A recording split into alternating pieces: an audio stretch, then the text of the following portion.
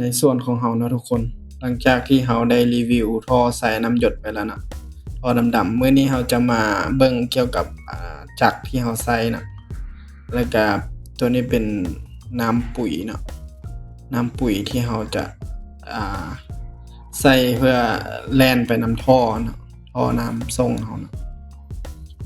ซึ่งว่าเรามีวิธีการในการเฮ็ดก็คือใส่ท่อตัวนี้ต่อเข้ามาหาจักรเนาะทุกคนเนาะ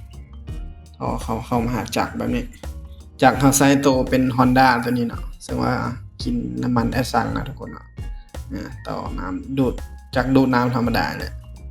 แล้วเราก็เจาะท่ออยู่นี่เนาะเจาะท่อแล้วเราใส่สวิตช์ให้มันเนาะ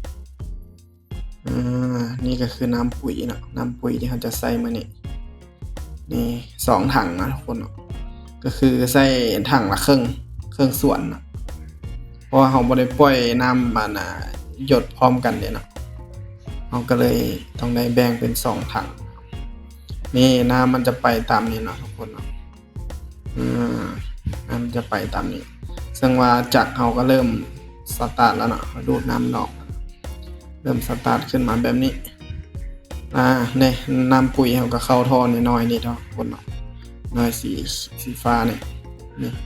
เอาปล่อยสวิตช์ตัวนี้แล้วกันน้ำปุ๋ยมันก็จะลดลงเข้าไปในท่อเนาะ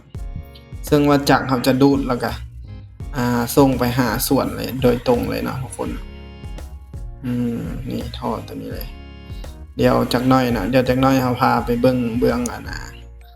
บอนน้ำหยดลงเนาะเบื้องบอนส่วนของโบอยู่เบื้องไหนพุ่นเนาะไปหาท่อไอ้เบื้องนั้นพุ่นเนาะนี่สำหรับจักรตัวนี้แล้วมันค่อนข้างแห้งเลยแหละค่อยว่านะสามารถดูดน้ำส่งได้ไปไกลเลยแหละนี่จักรตัวนี้แล้วก็ดูดน้ำมาจากนี่ขึ้นมานี่เอาอันนี้สวิตช์ปุ๋ยเขาเข้าไปในจักรตัวนี้ก็ถือว่าโอเคเลยสำหรับค่อยว่านะราคามันก็พอซื้อได้ น้ำปุ๋ยเขาเนาะก็เริ่มปล่อยลงละเริ่มปล่อยไปเรื่อยๆหลังจากที่เราเปิดน้ำมาเนาะส่งน้ำมาน้ำปุ๋ยมาเนาะบวกกับน้ำเนาะมานำท่อใหญ่นี่เนาะท่อใหญ่ตัวนี้ปุ๊บแล้วมันก็จะออกมาท่อน้อยนี่ท่อน้อยไปหาเบียร์หมกโบเนาะ